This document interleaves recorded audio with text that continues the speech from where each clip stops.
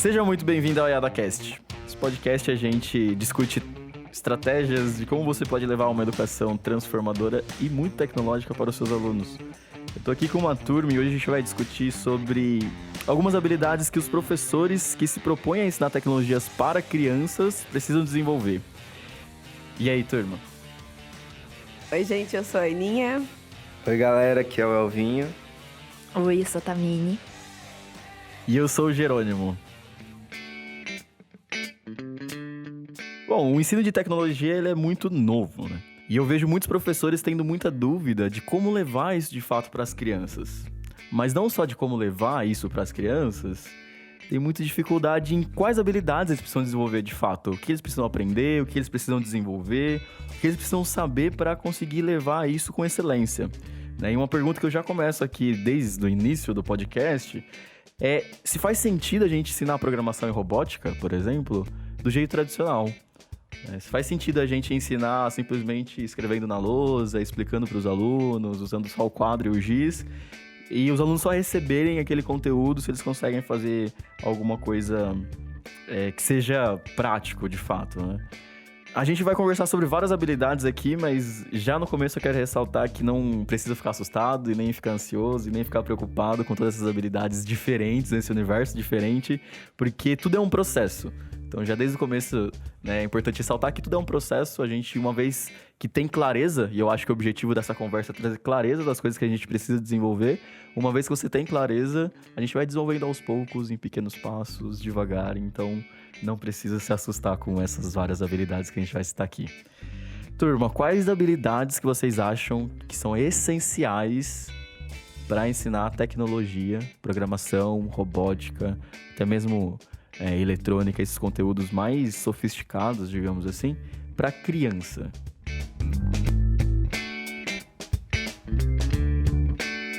Cara, eu acho que o desenvolvimento da curiosidade, o desenvolvimento dessa coisa de você olhar uma coisa e você querer saber como ela funciona e você ir atrás desse tipo de informação é essencial, assim.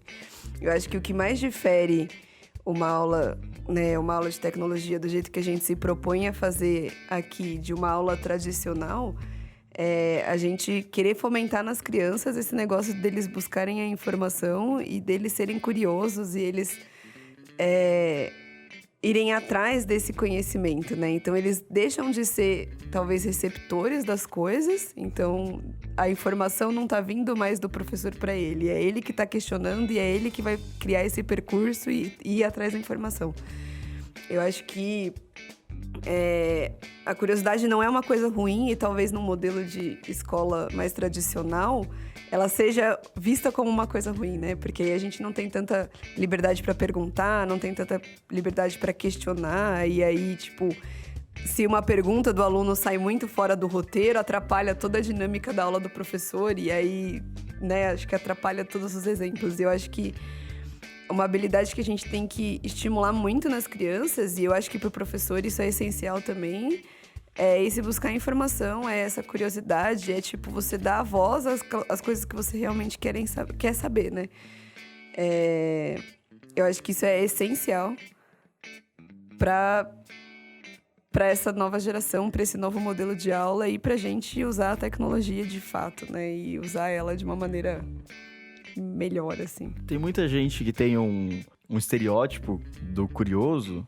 A pessoa é curiosa, né? Ele é uma pessoa curiosa como se fosse uma definição de um jeito da pessoa, personalidade da pessoa. E você citou curiosidade como uma habilidade. Tem como desenvolver isso? E como que um professor, por exemplo, eu quero ser mais curioso, então, para conseguir estimular ou fomentar essa curiosidade nas crianças, nesse modelo um pouco mais participativo e ativo. Mas e como que eu desenvolvo curiosidade como habilidade? O que eu tenho que fazer, assim? Pergunta difícil, hein? Eu acho que são coisas que a gente tem que estimular. Provavelmente, né, não estudo tanto desenvolvimento de crianças e etc, assim, mas a gente nasce curiosos, né? Seres humanos, eu acho que a gente nasce curioso, a gente nasce criativo e em algum momento a gente é desestimulado para isso. E eu acho que quando a gente acaba desestimulando essas coisas, dando respostas já diretas e o porquê é assim, e eu já te respondo o porquê é assim, eu deixo de estimular a sua curiosidade. Eu não sei, eu acho que eu deixo de estimular o seu pensamento e o desenvolvimento desse pensamento do porquê as coisas realmente são assim. E eu acho que como um professor, você tem que ir num caminho contrário. Em vez de eu te responder o porquê é assim, o porquê será? Vamos questionar, vamos olhar o que tem aqui, vamos ver o que está acontecendo. Então, vamos entender esse negócio inteiro pra gente ver o porquê que é assim de fato. Eu posso te dar uma resposta direta e às vezes as crianças precisam dessa resposta direta. Mas talvez seja muito mais interessante a gente estimular essa curiosidade, tentando entender todo o outro processo do que só te dando uma resposta direta. Mas não é a coisa mais simples do mundo, né? Então, o professor precisa aprender a fazer perguntas e fomentar essas perguntas, começar a criar ambientes onde as perguntas sejam bem-vindas, sejam aceitáveis, né? Acho que talvez esse não seja o único caminho, mas com certeza é um deles e é um muito importante. Uma coisa que eu acho bem legal para estimular a criatividade é a postura mais uma postura, isso, quando você cria no ambiente de sala de aula, evitando os nãos, né? Evitar a palavra não, no sentido que quando o aluno propõe algo, você já fala não, ou quando o aluno responde algo que está errado, você já não está errado, e corta muito a linha de pensamento ou todo esse envolvimento que o aluno está tendo com aquele conhecimento naquele momento, aquela imersão que ele está pensando. E quando a gente dá um não, ou a gente corta o pensamento do aluno, ele vai acostumando com isso. E ele vai acostumando com isso e vai deixando de ser curioso. Ele acha que a vida é assim. Principalmente crianças que se moldam muito rápido com o ambiente. Ele vai achando que as respostas já estão prontas, o universo existe e todas as respostas das minhas perguntas são rápidas e eu não preciso questionar, eu não preciso me envolver mais... de uma forma mais intensa com aquele assunto, com aquelas perguntas. Acho que para estimular no professor essa curiosidade, eu acho que é uma habilidade que pode ser trabalhada. E uma das coisas que a gente pode começar a pensar, um professor, eu adulto, né, como pessoa, posso começar a tentar trabalhar, começar a levantar hipóteses sobre coisas que eu não sei. É muito comum a gente não saber alguma coisa e falar, não sei, deixa eu procurar a resposta e já procurar a resposta. A gente pode começar a trabalhar antes de buscar a resposta, antes de querer saber alguma coisa, eu não sei, mas eu acho que isso aqui pode ser assim, assim, assado por causa disso, disso e disso. Ou então pode ser que se não for daquele jeito, pode ser que seja daquele outro jeito, assim, assim, assado, assim, assim, assado. E aí depois você busca de fato a resposta daquela sua hipótese, sabe? E aí começar a levantar com as crianças. Tudo bem, você não sabe isso aqui ainda, mas o que você acha que é, sabe? Aí ela começa a pensar, eu acho que pode ser assim, assim, assado. E aí, ao invés de você falar já o não, isso daqui não é assim, mas por que você acha que isso é assim? E aí ela fala, não, eu pensei assim, assim, e eu acho que isso aqui funciona desse jeito. Aí você pode questionar ela de novo, né? Mas e de que outro jeito poderia ser isso também? Desse outro jeito aqui. E aí, só depois o professor dá de fato a resposta. Ou se a gente estiver buscando alguma pergunta também, né? Alguma resposta para alguma pergunta, a gente levanta essas hipóteses, né? Tenta estimular ali um pouco a criatividade. Pode até levantar algumas hipóteses meio absurdas, que a princípio parecem meio absurdas, mas depois pode ser que alguma coisa daquilo, olha, mas não é que tinha relação, aquele negócio que eu cheguei numa ideia, assim, muito mirabolante, mas um pouquinho daquilo tinha fundamento, sabe? Então, acho que esse pode ser um exercício que a gente pode começar a fazer para tentar estimular já essa posição mais questionadora, mais curiosa mesmo. Que aí acaba entrando no outro tipo de habilidade que o professor pode ter, que é deixar qualquer conteúdo interessante. Que aí ele pega, se ele conhecer um pouquinho, se ele fez uma pesquisa do conteúdo, ele consegue colocar todas as perguntas-chave assim para as crianças e tornar aquele conteúdo mais interessante ainda.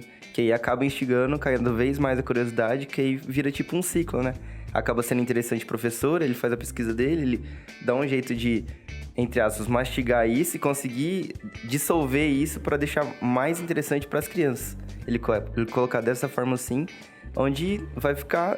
Ah, professor, mas por quê? Mas por que aquilo? E se eu fizer isso? E aí acabam mesmo as crianças, entre elas ali, se interessando cada vez mais. E o que é muito legal de você ir nesse tipo de pensamento é você estimular o pensamento crítico e científico também, né? O seu e o dos alunos. Então, esse negócio de você levantar hipóteses, se questionar sobre o que está acontecendo ali, ver, mesmo que as hipóteses sejam absurdas e elas não tenham relação com o que realmente está acontecendo, é assim, né? O pensamento científico, o pensamento crítico, ele vai se desenvolvendo dessa maneira. É lógico que para um professor é muito mais difícil, talvez, amarrar todas essas coisas depois e chegar no conteúdo que ele realmente quer ensinar e como que realmente funciona no mundo e como que... Mas, com certeza, as crianças vão aprender muito mais e elas vão se envolver muito mais com o que está acontecendo ali do que simplesmente receber essas informações e, né? E Beleza. aceitar ali que aquilo é o certo. Eu acho que uma grande diferença das aulas de tecnologia para as aulas tradicionais é que nas aulas tradicionais, quando você dá uma resposta errada, o papel não te fala de volta que aquilo está errado. Nas aulas de tecnologia, por exemplo, na programação, quando a gente está criando um jogo, a criança, ela mesma consegue perceber que aquilo que ela fez não estava errado, porque ela... Ah, mas eu queria que o meu personagem fosse do ponto A para o ponto B. Ele está indo parar no ponto C. Ela mesma consegue ver aquilo. Não precisa vir um professor e falar para ela, não, isso aqui tá errado.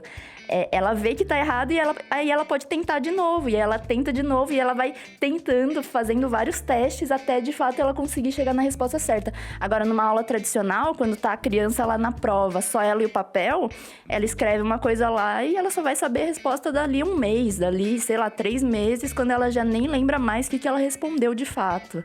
Então, essa é uma grande diferença, assim, para as aulas de tecnologia. É uma grande possibilidade, de fato, ali nas aulas de tecnologia, é você ter uma resposta rápida ali do que você fez de errado. Até para na robótica mesmo, né? Ah, eu quero fazer o meu robô aqui, encaixo 3 peças ali, dali a pouco o negócio desmonta. Então, você já tem uma resposta rápida ali do que estava errado. Aí você tenta de novo, você tenta de outro jeito. Aí desmonta de novo, aí você tenta mais uma vez. Então, você tem as possibilidades de tentar várias vezes e a sua resposta para aquilo tá rápida. Agora, na aula tradicional, você faz a prova, faz o teste lá, a resposta vai vir só depois. Ou você faz a tarefa, o professor vai corrigir só no outro dia, sabe? Então, é um pouco mais demorado para vir a resposta e para a criança poder tentar de novo, né? E não depende dela. Essa é uma grande potência da educação tecnológica, ou envolver ensino de tecnologia, ou programação, robótica, porque é muito rápido o feedback e o aluno se coloca como um protagonista mesmo daquelas interações, né? Ele é muito interativo, então o aluno faz, aquilo volta, ele percebe, ele faz, aquilo volta, ele percebe, ele faz. Então é muito interativo com ele mesmo, no conhecimento dele, eventualmente com o grupo, dependendo de como você organiza isso, e isso dá muito mais poder pra ele, é muito mais protagonismo real, assim, muito mais poder. Então é poderosíssimo, isso é uma potência enorme. Muito bem citado. Uma outra habilidade que com certeza esse professor tem que ter, e na verdade, quando eu falo isso, eu falo de professores em geral, mas de tecnologia, de programação, de robótica, enfim, tem que ter, é empatia e você conhecer ali o seu público de fato, sabe? Porque a programação, a robótica, a tecnologia, ela te dá a possibilidade de você aprender um mesmo conteúdo de 1 milhão de maneiras diferentes. Então, eu posso estar querendo ensinar um conceito de programação, mas eu não preciso ensinar um conceito de programação de um jeito só. E eu posso adequar esse conceito de programação para a realidade do aluno. O que é muito diferente, talvez, sei lá, de um conteúdo de história, da Revolução Francesa, que o conteúdo é daquele jeito. É lógico que eu posso ensinar ele de maneiras diferentes, mas a história, ela é daquela maneira, sabe? Assim, eu uso metodologias diferentes para ensinar a história, mas a história é assim. E a programação não necessariamente. Então, eu ter empatia com o que o meu aluno sente, com o que o meu aluno vive, eu conhecer a realidade dele, eu posso ensinar a programação de acordo com a realidade dele.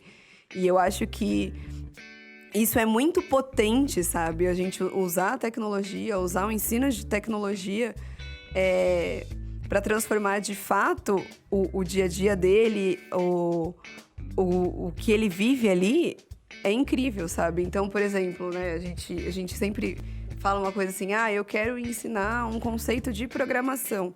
Eu posso ensinar um conceito de programação de um jeito que eu quero ensinar, ou eu posso ensinar do que o meu aluno gosta, do jeito que ele gosta, do que ele acha importante, e trazer essa realidade, esse convívio, essa experiência dele de fato, e ensinar o meu conteúdo de contramão ali, sabe?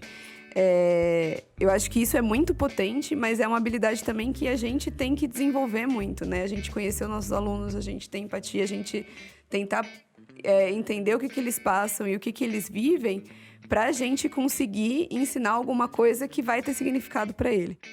Eu acho que uma grande habilidade também é com relação a desapego. Por que desapego, né? Eu acho que para uma aula de tecnologia, precisa ter um planejamento, o professor precisa estar bem planejado, estruturado, ter uma aula mais ou menos estruturada do que ele quer, do que ele planeja, de como vai ser aquela aula, mas ao mesmo tempo ele tem que ter desapego de que alguma coisa pode sair do planejado dele, e ele precisa ter ali um jogo de cintura para conseguir trazer os alunos para dentro trazer aquela pergunta que não fazia parte da aula para dentro daquele conteúdo dele, do que estava planejado, e conseguir trazer tudo junto, né? Fazer lá um bem bolado para que fique tudo...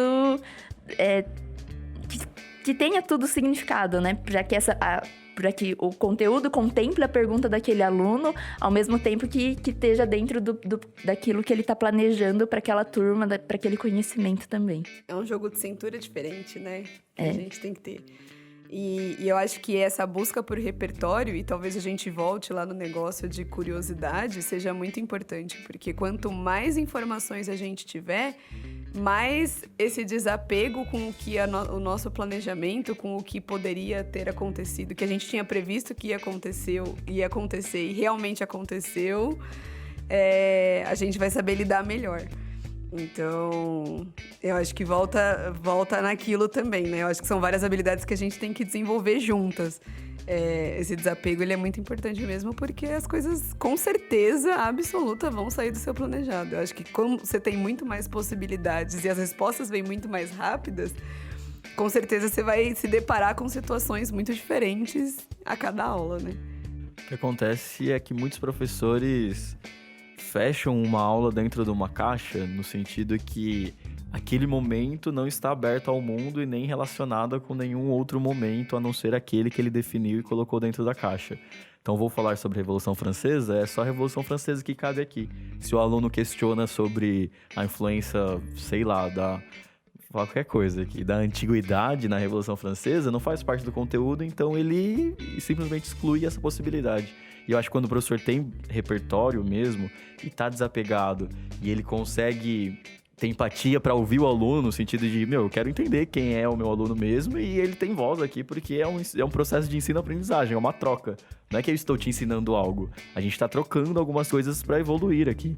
E quando ele tem essa postura, acho que tudo fica muito mais poderoso, mas ele precisa mesmo estar muito leve com isso, precisa ter uma capacidade de improviso também, porque se ele não tiver essa capacidade de conseguir encaixar as coisas que aparecem na aula dentro do momento dele, pode ser que desande mesmo.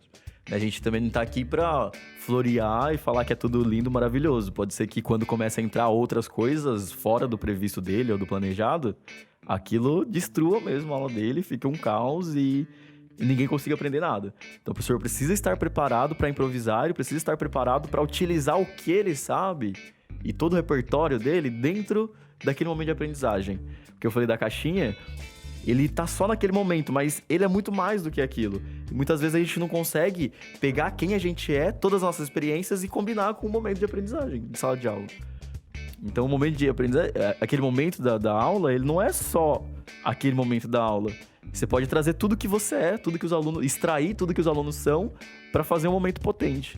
Então acho que é um desapego também, né? De você, eu não preciso usar só o conteúdo da aula. Eu sou uma pessoa inteira. E tenho uma vida, tenho uma história, tenho muitas coisas aqui para contribuir. Eu vejo isso em muitos ambientes sociais. Quando você tá num espaço, só as informações daquele espaço que vale. Quanto não, as pessoas são inteiras. E na aula, vale tudo que você é. Não necessariamente só o que você planejou para aula. E tudo que os alunos são também. Então, conseguir extrair isso dos alunos e desapegar para conseguir colocar quem você é na aula também, isso seria uma habilidade muito massa de se desenvolver. Isso, com certeza, gera muito mais conexão entre o professor e o aluno e aquele ambiente em si, né? Provavelmente, quanto mais você se doa, mais eles vão se doar também e mais você vai estar com vontade de estar naquele espaço e eles também. Porque eu acho que um grande desafio da escola eu gosto muito do ambiente escolar, mas um grande desafio da escola é você estar por inteiro na escola, né? Porque às vezes as crianças estão na sala de aulas, mas elas estão lá na escola, uma porque são obrigadas, ou outra porque eu gosto de ir lá porque eu tenho meu amigo lá. E a escola é muito potente e é um ambiente potente. Então, quanto mais você se doa e você quer estar naquele lugar e os alunos também, né, automaticamente... Eu não sei se é automaticamente, mas com certeza isso vai fluir de uma maneira mais livre, eles vão querer estar ali, o fluxo vai ser melhor, eles vão aprender melhor, você vai estar mais feliz no seu trabalho e com certeza vão acontecer coisas mais legais. Mas eu acho que uma outra habilidade que o professor tem que ter é de deixar, independente da situação ali, da escola, dos alunos, é deixar o ambiente agradável. Eu acho que ele tem que conseguir fazer com que os alunos se sintam queridos ali na aula, que eles têm certa liberdade na aula, tanto para errar quanto para acertar. Eles têm que se sentir à vontade ali. Esse eu acho que é uma habilidade muito importante para a aula fluir legal, para uma conversa com os alunos fluir legal, para ter aquele dia bom, assim. Como a gente citou aqui outras vezes, né? Terem aqueles momentos alegradores, né? Que é muito legal de falar. Então, é muito bom que o seu aluno entre na sua sala bem, assim, e sair de lá muito bem, sair de lá muito mais interessado. Então, acho que isso é uma habilidade que nós, professores, temos que ter, independente do conteúdo que a gente vai passar para eles. É uma habilidade de deixar o ambiente bom e fazer com que os alunos se sintam cada vez melhor cada vez que eles entrem na nossa sala de aula. Que eles fiquem animados por, nossa, vai ter aula do professor tal. Às vezes eles nem ligam pro conteúdo que vai ter, nem ligam pra matéria que vai ser. Mas é aula com o professor tal. Então, acho que isso é importante também pro professor desenvolver, trabalhar isso. Eu lembro que na escola... Eu lembro que no ensino médio eu tive um professor que... Cara, parecia muito que ele era um ator. Ninguém sabia da vida dele, ninguém sabia da história dele, ninguém sabia de quem ele era de fato. E ele agia de forma muito diferente dos outros professores na sala de aula. Então parecia que quando ele entrava na sala, ele fazia umas caras assim, olhava e andava de um jeito estranho e tal. E aí olhava para as pessoas, fazia umas perguntas muito filosóficas, era professor de história. E ninguém sabia de quem esse professor era, sabe? Era um super suspense, assim. Ele levava pra aula só um ator. E aí vai um pouco de encontro que a gente tava falando, né? Do improviso e tal, de levar... estar na aula como uma pessoa inteira, quem você é. É engraçado que às vezes isso não acontece mesmo. Às vezes tem lá o professor e é o professor que você nem sabe quem é. Ele tá lá só explicando o conteúdo, mas você não tem ideia, sabe, do repertório que ele tem, do que ele é, de quem... o que ele já fez, o que ele viveu. E não que isso seja importante, saber da vida do outro. Não é isso que é importante. O importante é aproveitar quem você é para potencializar a aprendizagem. Legal, turma. A gente já citou aqui algumas habilidades que são bem transversais. A gente falou sobre curiosidade, a gente falou sobre a possibilidade de deixar o conteúdo mais interessante, né? Esse jogo de cintura. Eu consegui improvisar de acordo com outras perguntas que podem aparecer na sala e, consequentemente, dar mais voz para os meus alunos e conseguir fazer com que eles se manifestem mais. Ter empatia para entender quem ele é e conseguir trazer isso e potencializar a aula através dos interesses que ele tem. Muito bacana isso, mas isso são habilidades bem transversais, né? Que isso, inclusive, é muito indicado que aconteça em qualquer ambiente, né? Em qualquer ambiente de escola, de aprendizagem, o que for. Agora, mais tecnicamente, sobre um professor que realmente quer ensinar tecnologia, né? Isso são habilidades mais transversais. Agora, Em relação à técnica, o que eu tenho que aprender ou o que eu tenho que desenvolver tecnicamente para conseguir ensinar um conteúdo tão abstrato que é programação, por exemplo? Acho que você precisa saber um pouquinho do conteúdo que você está querendo passar, de fato, né? Ou pelo menos o objetivo aonde você quer que o aluno chegue dentro daquela programação, de fato, né?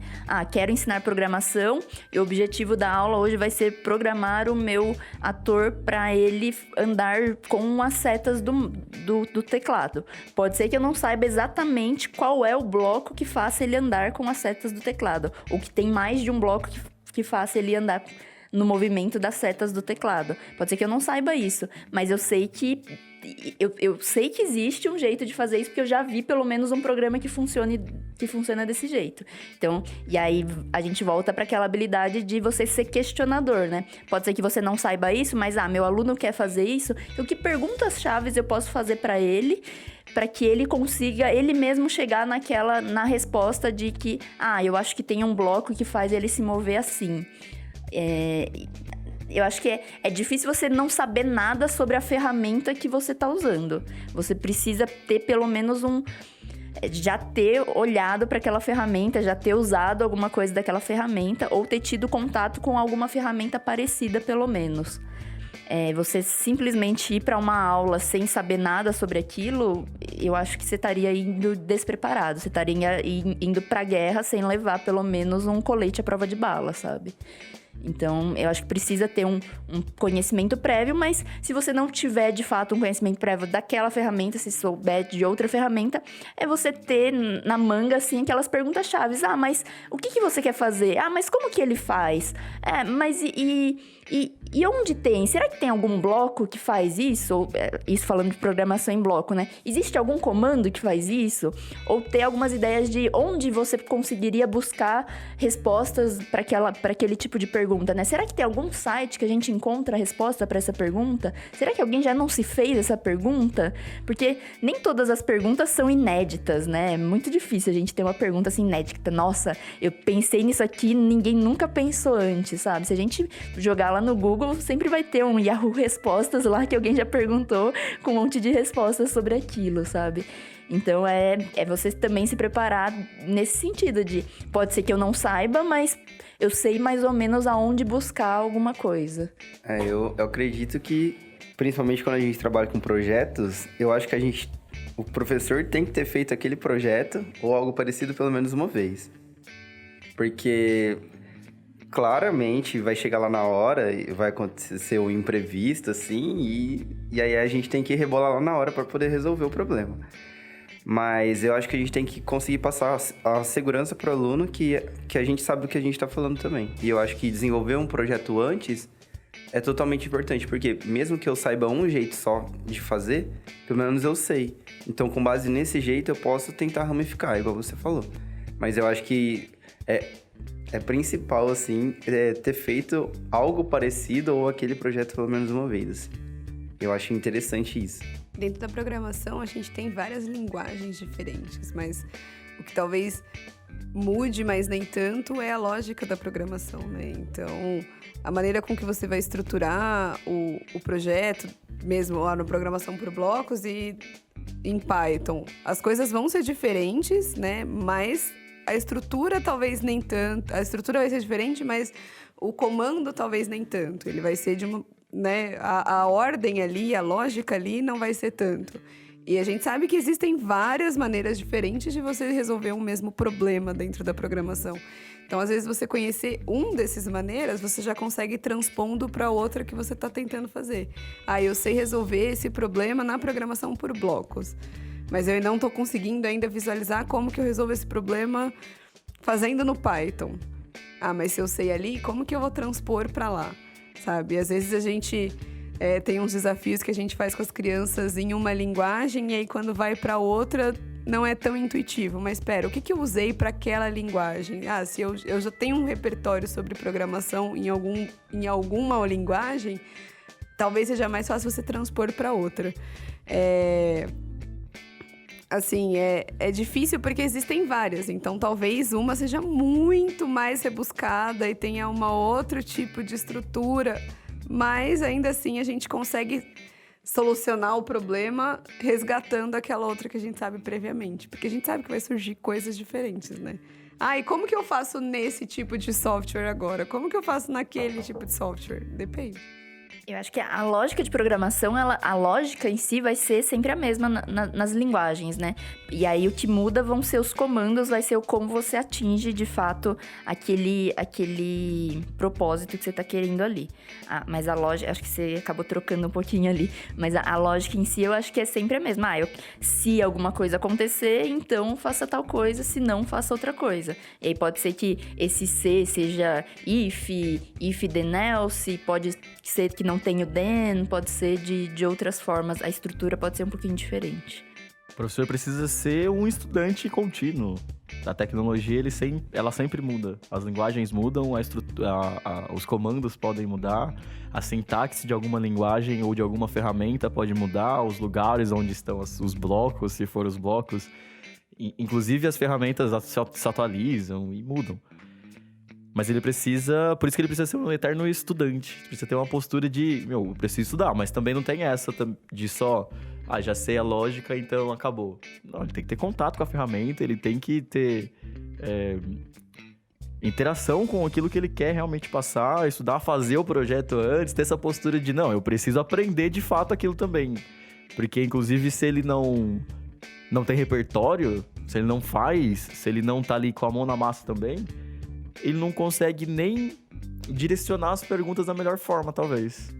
Ele não vai conseguir ter feedback, ter noções para dar feedback para os alunos, direcionar eles de fato.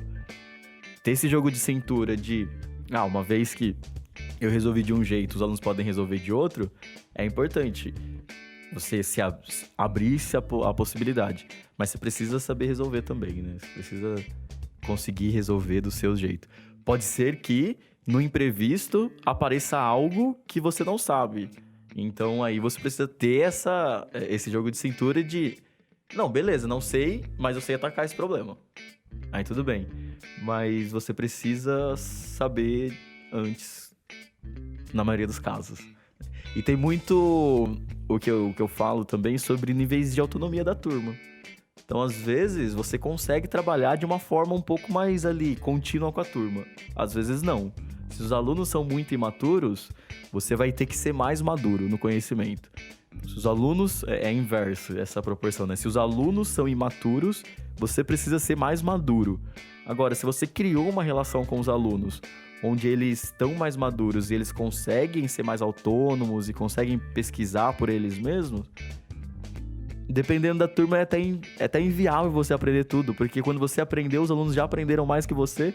E aí você se perde em tudo. Então você precisa ir andando junto com eles, ter as perguntas boas e ser muito rápido. Se a turma for mais avançada. Mas essa relação ela é inversa. Assim. Se os alunos são pouco autônomos, você precisa saber muito conteúdo. Se eles são muito autônomos, você consegue ter a liberdade de conseguir correr com o conteúdo junto com eles. Em relação a linguagens de programação, conteúdos de fato, estrutura, sintaxe, inclusive, funcionamento de sensores em robótica e etc. Às vezes você tá lá ensinando robótica, aparece um sensor novo e, os alunos estão querendo usar aquele sensor. Você não sabe, você nunca viu aquele sensor também e tal, mas você sabe, esse sensor tem um datasheet, que é uma especificação onde fala tudo sobre aquele sensor, como ele funciona, que dados que ele lê e tudo mais. Você passa esse processo pro aluno, é outra coisa. Assim, também não sei, mas tem aqui, vamos ler junto esse datasheet. Eu sei interpretar esse negócio. Vem aqui comigo que eu vou interpretar junto com você. Eu acho que essa habilidade que você acabou de citar aí, de mostrar para os alunos o como você descobre ou como você acaba conhecendo de coisas, é uma habilidade de compartilhamento de como você aprende, que é muito mais legal eu olhando como aluno ver, então ele aprende assim, quer dizer que eu posso aprender assim também, sabe? É muito mais legal de um ponto de vista de aluno do que, de fato, você só vir e e jogar todo o conteúdo pra eles ali na mesa. Toma, é isso aqui que vocês precisam aprender, é isso e pronto, sabe? Não tem nem noção de onde aquilo saiu, né? Tipo, por que veio assim, sabe? Da onde veio? Como veio, sabe? Aí agora quando você mostra pra eles, não, ó, porque eu pesquisei tal assunto e aí eu cheguei nisso e aí disso aqui, ó, a gente lê que isso aqui, esse sensor funciona assim, assim, assim, e os dados são assim, mas esses dados eles são assim por causa de tal coisa. Então você começa a mostrar pra eles qual é a lógica de como você montou todo o seu conhecimento. E isso fica muito mais legal também pros alunos, né? Fica muito mais interessante, mais brilha mais na gente, assim, e pra gente compartilhar isso também é legal, né? Você vê que eles ficam interessados também e tal, então é uma habilidade bacana também. É o famoso ensinar a pescar e não dar o peixe. E é legal porque o processo de ensino-aprendizagem, ele é sempre focado em você conseguir evoluir mais. O aluno evoluir mais, o professor evoluir. E eu acho que você entender mais o processo mesmo, do que você entender uma estrutura de programação. Por exemplo, eu estou te explicando o que é uma condicional. E você mostrar para o aluno como você entende, ou como você consegue por si buscar como entender uma condicional, isso é muito mais potente, porque é muito mais... E eu acho que isso é uma outra capacidade que o professor precisa desenvolver, que é de transpor as coisas e eventualmente colocar isso o mesmo conceito em outros contextos. Que é uma habilidade que muitas vezes os alunos têm muita dificuldade. Em matemática, por exemplo, tem lá... Tá trabalhando com X nas expressões, daí mudou para Y. Pô, mas calma aí. É Y agora, não é X. Mas é a mesma coisa, só tá num outro contexto, numa outra condição. E você conseguir fazer essa conexão entre algo que você aprendeu e usar isso em outros contextos é essencial. Ainda mais nesse meio de tecnologia, que tem várias linguagens, tem várias ferramentas, várias tecnologias.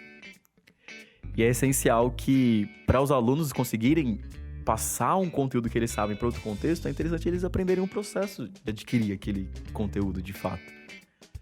Porque às vezes eles vão precisar adquirir esse conteúdo, outros conteúdos, fazer a ligação com os conteúdos que eles já sabem, mas se você ficar dependente sempre de você explicar tudo para eles, isso vai ser muito limitado para eles, ainda mais nesse universo de tecnologia, de novo, que tudo cresce muito rápido, tudo produz muito rápido.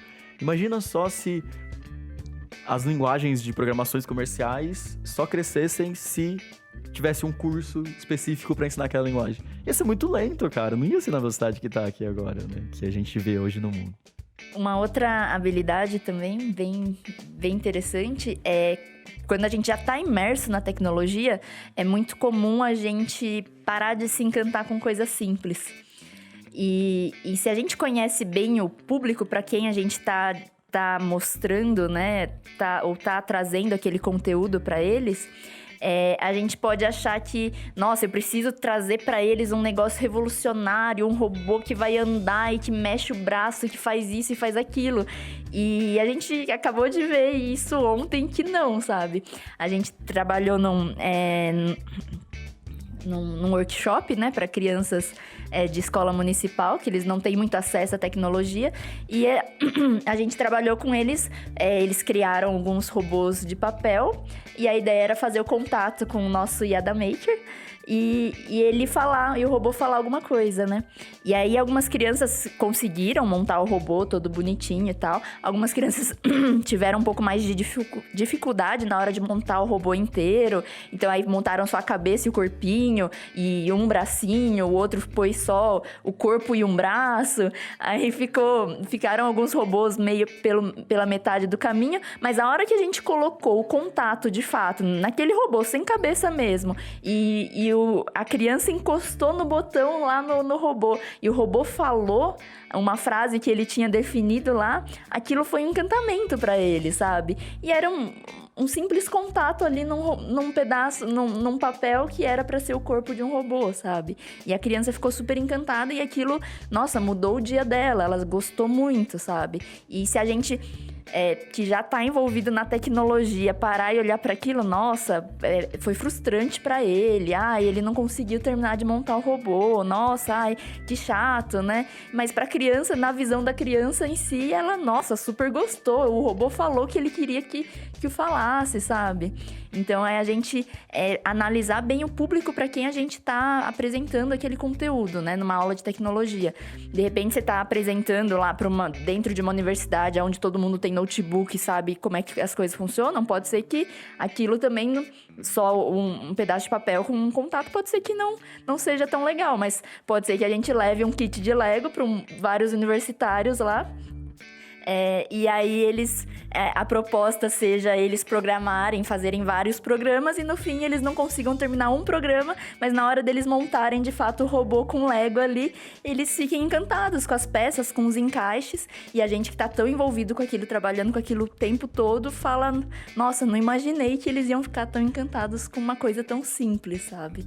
Então, a gente não perder o encantamento, de fato, do que é a tecnologia, né? De como funciona a tecnologia. Porque tem muita gente que não tem acesso às mesmas coisas que a gente. É a armadilha do conhecimento. Quando a gente conhece, aquilo perde a graça. Ou não é tão envolvente mais. E, inclusive, é muito importante a gente ter... É muito importante que o professor de tecnologia consiga perceber que ponto que está o conhecimento dele. Porque às vezes também, além de não ter graça, é trivial. Acontece muito quando a gente aprende muitas coisas. Acontece muito com professores de universidade, por exemplo, que conceitos começam a se tornar triviais.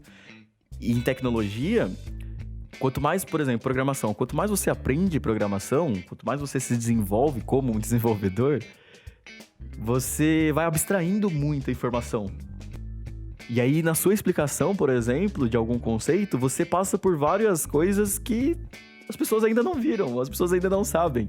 Então, acho que uma capacidade, uma habilidade que o professor também precisa desenvolver, sendo professor de programação, por exemplo, ou robótica, ou algo assim, é conseguir transpor o que ele sabe num nível maduro, num nível profissional, eventualmente, de professor, para uma criança que não sabe nada, que tá ali de mente vazia. Então, como que eu pego condicional para mim é simples, eu vejo ali o fluxo do programa, já desenhei na minha cabeça um fluxograma que vai para um lado, vai para o outro, e você entendeu todo o caminho, toda a história daquele algoritmo. Mas para explicar isso para um aluno, para uma criança de 8 anos, que não teve a percepção ainda das decisões que ele pode tomar ou não.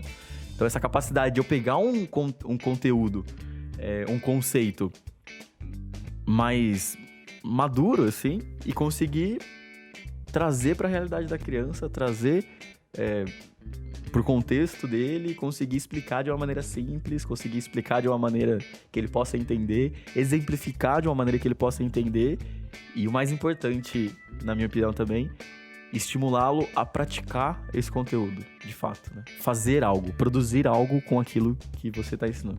Então, por isso que às vezes a gente olha assim, é tão simples colocar um papelzinho lá e ele falar, um negocinho falar, o computador, tudo fala, eu coloco aqui no Google e ele fala aqui comigo direto e tal. Mas para uma criança é um conceito tão... Ou não necessariamente para uma criança, né? Ou quem não viu esse conceito ainda, é uma coisa diferente que tem significado e que é um avanço, sabe? É um salto de conhecimento. Aquilo para você já é trivial, mas aquilo é um salto de conhecimento e que é uma possibilidade de aprendizado, com certeza. E às vezes a gente esquece disso por não conseguir transpor, né? Não, o importante é ele chegar aqui, o importante é ele fazer um super programa muito boladão, o importante é ele fazer um robô autônomo que faz isso, isso, isso. Às vezes, cara, é só o aluno conseguir, ou o estudante de forma geral, seja criança ou até mesmo adulto, conseguir desenvolver um pouquinho mais do que ele sabe. E se ele conseguir entender uma coisa que é simples, mas pra você já é trivial, já acontece, pra ele é uma transformação já de conhecimento. Isso é uma habilidade, né, essa valorização do simples e conseguir olhar tudo que você sabe, identificar onde você tá e conseguir transpor tudo isso para um plano mais básico, né? Conseguir lembrar de todos os passos que você deu, isso também é muito interessante. Bom, eu volto para aquele meu questionamento inicial.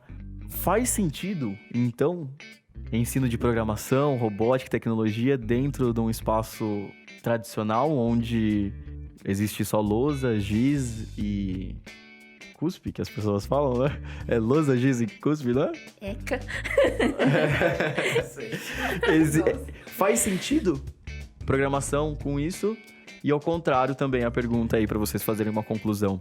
E o contrário, o quanto programação e robótica ou tecnologia potencializa esse não fazer sentido dentro de uma educação também transformadora? Eu acho que ensinar programação, robótica e eletrônica, assim, só por teoria não funciona. Você tem que ver aquilo funcionando. Ensino de programação, robótica, como a gente falou, a gente tem resposta direta, resposta rápida e tal. Então, é algo muito palpável. E, às vezes, nem sempre o que você explicou, com certeza, ali na teoria, na prática vai ser tão simples assim. Às vezes, na teoria é muito simples. Você segue por esse caminho aqui, você vai ver isso, faz isso daqui. Às vezes, não. Então acredito que a lousa e o giz e tal, canetas, enfim, ajuda bastante. Mas não consegue ficar só nisso. Não consegue.